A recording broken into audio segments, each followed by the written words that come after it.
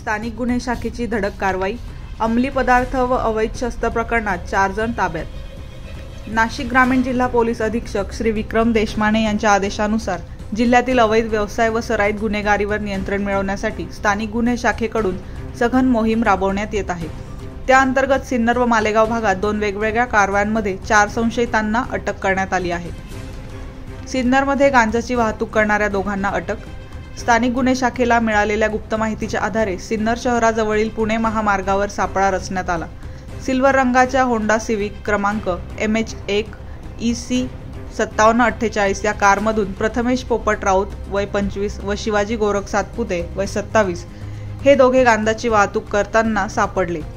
त्यांच्या ताब्यातून 4.20 किलो गांजा, किंमत सुमारे 82,000 रुपये आणि वाहनासह एकूण 8.30 लाख रुपयांचा मुद्देमाल जप्त करण्यात आला। त्यांच्या विरुद्ध सिन्नर पोलीस ठाण्यात NDPS कायद्यानुसार गुन्हा दाखल करण्यात आला आहे। मालेगावमध्ये अवैध शस्त्र बाळगणाऱ्या दोघांवर कारवाई।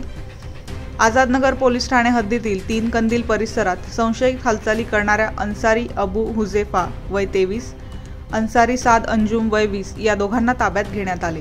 त्यांच्या ताब्यातून 2 धारदार तलवारी जप्त करण्यात आल्या असून त्यांच्या विरोधात भारतीय हत्यार कायदा कलम 4/25 अंतर्गत गुन्हा दाखल करण्यात आला आहे।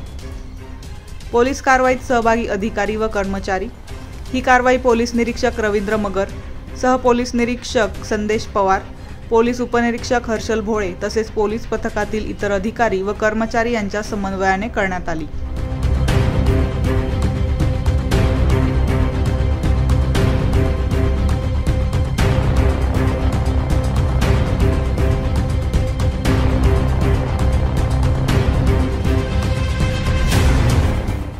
विकास दळवी, पांढुर्ली, सिन्नर, 24 लाईव्ह महाराष्ट्र न्यूज।